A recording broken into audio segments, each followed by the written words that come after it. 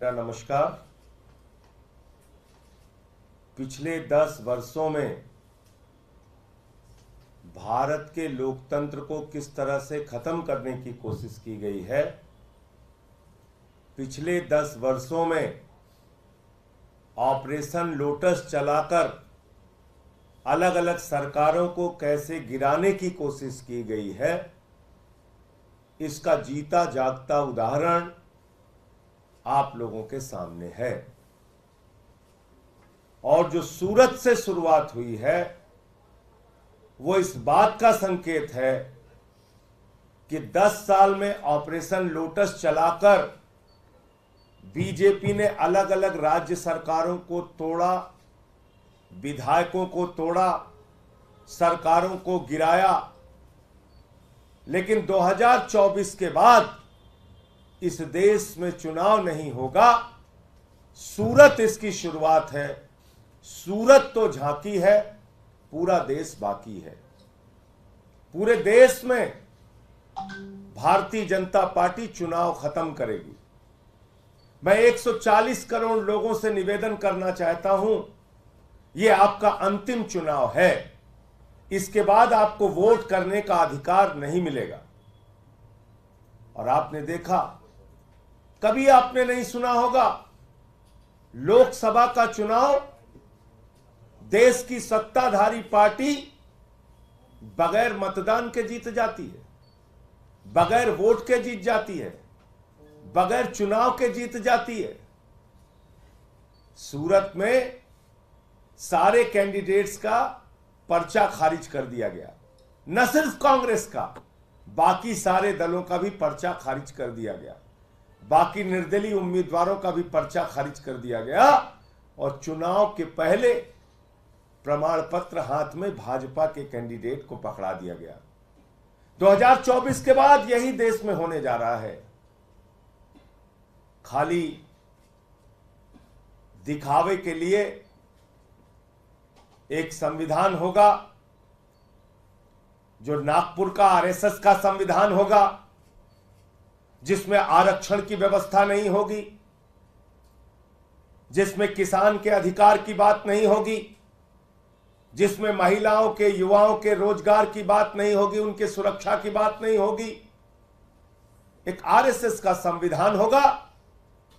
बाबा साहब डॉक्टर भीमराव अंबेडकर के द्वारा लिखे गए संविधान को खत्म किया जाएगा, आरक्षण को खत्म किया जाएगा, चुनाव को खत्म किया जाएगा।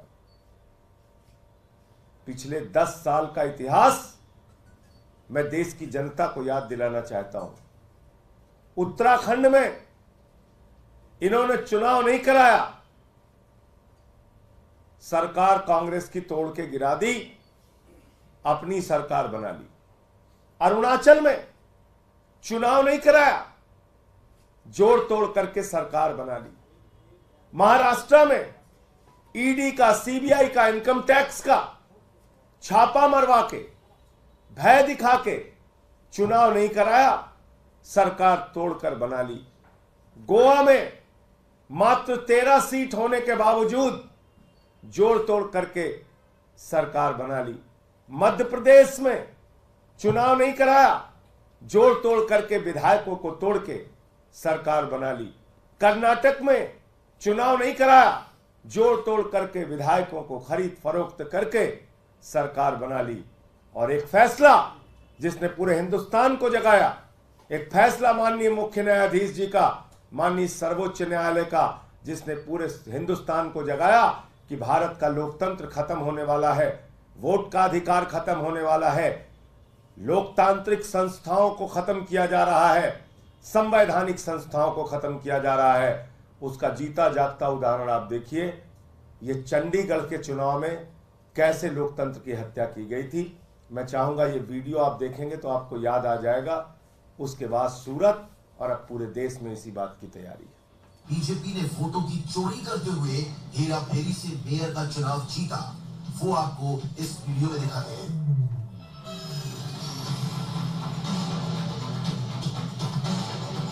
अब यहां से शुरू होती है भाजपा की असली साजिश। आपको काउंटिंग पर लगे इस कैमरे से दिखाते हैं कि कैसे भाजपा देश के लोगों के साथ धोखाधड़ी करती है। भाजपा के पीठासीन अधिकारी 36 वोटों की काउंटिंग शुरू करते हैं और पहचान कर इंडिया गठबंधन की वोटों को खराब करने के अपने प्लान को अंजाम देते हैं। जिन वोट पर कुछ नहीं करना था उन्हें जल्दी साइन करके आगे बढ़ा रहे हैं। अब आई आम आदमी पार्टी के पार्षद की वोट। बेईमानी करनी थी तो थोड़ा सा रुके, ऊपर देखा कि कोई देख तो नहीं रहा है और फिर चुपके से पेन से डॉट मार के वोट को खराब कर दिया। फिर बीजेपी की वोट आई तो आराम से आगे बढ़ा दी।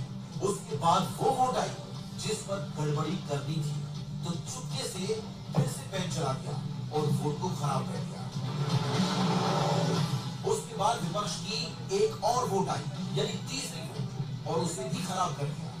फिर चौथी वोट खराब की, फिर पांचवी वोट खराब की, उसके बाद छठी, फिर सातवीं और ये 8 वोट।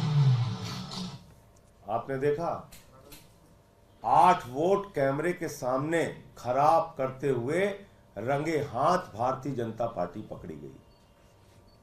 तो इसलिए मैं कहता हूं, जब लल्लू सिंह भाजपा का सांसद उसके मुंह से निकल गया कि संविधान बदलना है, 400 सीट दे दो। अरुण गोविल जी वो कहते हैं 400 सीट दे दो, संविधान बदलना। ज्योति मिर्धा कहती है 400 सीट चाहिए, संविधान बदलना है। अनंत हेगड़े भारतीय जनता पार्टी के केंद्र सरकार के मंत्री रहे, कहते हैं 400 सीट दे दो, संविधान बदलना है। संविधान बदलेंगे, आरक्षण खत्म करेंगे, चुनाव को खत्म करेंगे। और यही इस बात का उदाहरण है जो आपके सामने हमने दिखाया। चंडीगढ़ में हुआ, सूरत में हुआ, अलग अलग राज्य सरकारों को पिछले 10 वर्षों में तोड़ तोड़ के गिराया गया। ED, CBI, income tax department, हमने तो नारा दिया है, भाजपा के 3 है भाई, मुझे माल भी दिया जाए। ED, IT, CBI. हमारे साथ अब आपको और दिखाता हूं अमित शाह के क्षेत्र में कैंडिडेट के साथ क्या हुआ। तो बचा लो। ये गांधीनगर के, ये गांधीनगर का प्रत्याशी है। इसका देशवासी लोगों से अपील कर रहा हूँ,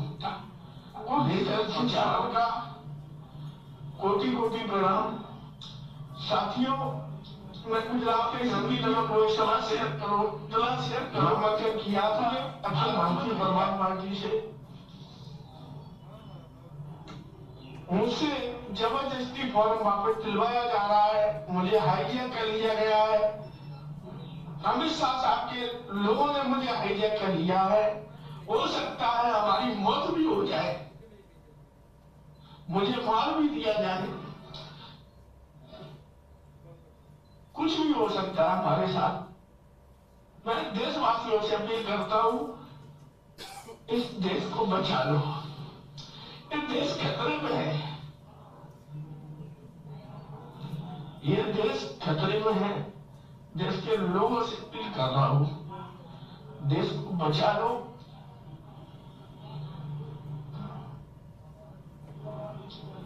और इस वीडियो को इतना शेयर करो पूरे भारत में भेज जाए। ये गांधीनगर का कैंडिडेट है, रो रहा है। क्या नाम है इनका? पूरा शुरुआत से दिखाइए। ठाकुर जितेंद्र सिंह, बंद कर दो। भारतीय परिवार पार्टी। ठाकुर, तो आपने देखा कि किस तरीके से इन्होंने पूरे देश में एक कोहराम मचा रखा है। डंडे के जोर से शासन को चलाना चाहते हैं, चुनाव को खत्म करना चाहते हैं, बगैर चुनाव के ये लोग जीतना चाहते हैं। आपका कोई प्रश्न हो तो आप पूछ सकते हैं। कल दिल्ली में भी मेयर चुनाव है और प्रिसाइडिंग अधिकारी को लेकर के मंत्री का कहना है कि बगैर उनसे कंसल्ट किए नाम भेज दिया गया। आपको लग रहा है कल के चुनाव में ऐसा कुछ हो सकता है? देखिए, इसके बारे में जो हमारे संबंधित विभाग के मंत्री हैं वो सारी बात आपके सामने रखेंगे। मैं कोई आधी अधूरी बात रखूं तो ठीक नहीं है। आशंका है आपको ऐसा हो सकता है? मैं फिर कह रहा हूं कि उनको विस्तृत जानकारी है इस विषय की, जो हमारे संबंधित विभाग के नगर विकास विभाग के मंत्री हैं सौरभ भारद्वाज जी, वो आपको विस्तार से इसके बारे में बताएंगे। सर, तिहाड़ में एक घटना घटी है, तिहाड़ में जहां पर वर्चस्व की लड़ाई में 4 लोग जो घायल हो गए हैं और जेल के अंदर ही कैदियों में आपस में भिड़ंत हुई है। आपको मालूम है जेल के अंदर हत्या भी हो चुकी है, एक नहीं कई हत्या हो चुकी है। तो जब मैं कहता हूं कि अरविंद केजरीवाल की जान को खतरा है, जब मैं कहता हूं कि अरविंद केजरीवाल के खिलाफ गहरा षड्यंत्र चल रहा है, जब मैं कहता हूं कि अरविंद केजरीवाल के जीवन के साथ ये लोग खिलवाड़ कर रहे हैं, तो आप लोग यकीन नहीं करते। भाई ऐसी ही कोई घटना जेल के अंदर अरविंद केजरीवाल के साथ हो जाएगी, कौन जवाब देगा? बाद में मुंह बना के कैमरे पे आ जाएंगे लोग, बाद में मुंह बना के कैमरे पे आ जाएंगे। जब तिहाड़ जेल के अंदर हत्या की घटना हो चुकी है, एक नहीं कई हत्या, मैं बता रहा हूं पिछले 1-1.5 साल का रिकॉर्ड उठा के देख लीजिएगा, तो अरविंद केजरीवाल के साथ भी ऐसी घटना को ये लोग अंजाम दिला सकते हैं। शातिर लोग हैं, खतरनाक लोग हैं, 24 घंटे सीसीटीवी से निगरानी रखते हैं, कहीं मौका पाके ऐसी कोई घटना करा देंगे, बाद में मुंह बना के कैमरे पे आ जाएंगे। इसलिए मैं कह रहा हूं अरविंद केजरीवाल की जिंदगी को जेल के अंदर खतरा है, उनके जीवन को खतरा है और उनके खिलाफ गहरा षड्यंत्र चल रहा है। 23 दिन तक तो उस आदमी को इंसुलिन नहीं दी गई, तो ये तो जानलेवा कार्रवाई है ना। अगर आप एक जीवन रक्षक दवा जो किसी भी शुगर के मरीज के लिए शुगर बढ़ने पर वो कोलैप्स कर सकता है, शुगर अचानक डाउन होने पर कोलैप्स कर सकता है, और आप उसकी जिंदगी के साथ 23 दिन तक खिलवाड़ करते रहे, आपने इंसुलिन नहीं दिया। इतना हो हल्ला हुआ तो इंसुलिन दिया आपने। इसलिए अरविंद केजरीवाल जी का परिवार, उनकी पत्नी, दिल्ली के लोग, देश के लोग जो अरविंद केजरीवाल जी से बेहद प्यार करते हैं, वो चिंतित हैं, परेशान हैं इस बात को लेके कि अरविंद केजरीवाल के साथ क्या घटना ये लोग अंजाम दे देंगे, क्या साजिश रच देंगे, कैसे ये उनकी जिंदगी के साथ खिलवाड़ कर सकते हैं। और ये जो आपने बताई घटना, ये इस बात का उदाहरण है। आज की तारीख में तो मुख्यमंत्री अंदर हैं जेल में। सिक्योरिटी बढ़ाने की भी मांग करेंगे आप इस मामले के बाद, स्पेशली? भाई एक चीज आप मुझे बताइए, एक सिटी मुलाकात शीशे की दीवार खड़ी करके कराते हैं, आप उनकी मंत्री की मुलाकात कैंसिल कर देते हैं, उनके सांसद की मुलाकात कैंसिल कर देते हैं, तो ये किस बात का संकेत है? ये क्या बताता है? अगर आप चाहें तो भाई, आपको याद नहीं इसी तिहाड़ में ऑफिस, इंटरनेट, फोन, सारी सुविधाएं सुब्रतो राय सहारा को दी गई थी, चंद्रा ब्रदर्स को दी गई थी, इसी तिहाड़ जेल के अंदर। लेकिन केजरीवाल के खिलाफ तो साजिश करना है, दिल्ली के 2 करोड़ लोगों के द्वारा चुने गए मुख्यमंत्री के खिलाफ तो उनके जिंदगी के साथ तो खिलवाड़ करना है। यह सबसे बड़ी बात है। सर, प्रधानमंत्री ने एक बयान दिया है कि अगर इंडिया गठबंधन की सरकार आती है तो आप जो है पीएम की कुर्सी का भी ऑप्शन कर सकते हैं 1 साल के लिए। तो इंडिया गठबंधन की सरकार आ रही है, प्रधानमंत्री ने मान लिया, ये तो बड़ी खुशखबरी दी आपने। प्रधानमंत्री ने मान लिया कि इंडिया गठबंधन की सरकार आ रही है। अभी तक तो 400 पार कर रहे थे, पहली बार वो मान गए कि इंडिया गठबंधन की सरकार आ रही है। अब ऑप्शन की बात बता रहा हूं आपको, प्रधानमंत्री की कुर्सी ही नहीं, पूरे देश को नीलाम करने का काम भारत की भारतीय जनता पार्टी की सरकार ने किया है।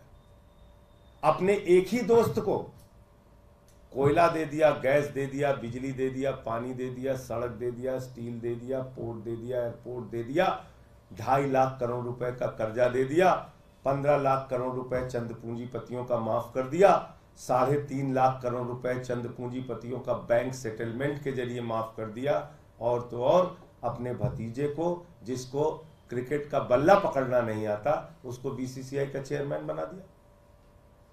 तो नीलाम तो आप कर रहे हैं इस देश को, नीलाम तो आप कर रहे हैं इस देश के संसाधनों को।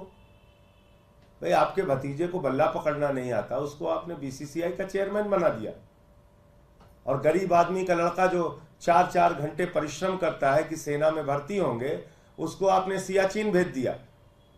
-40 डिग्री टेम्परेचर में जाओ बेटा ड्यूटी करो, +50 डिग्री टेम्परेचर में जाओ जैसलमेर में सूली पर चढ़ जाओ।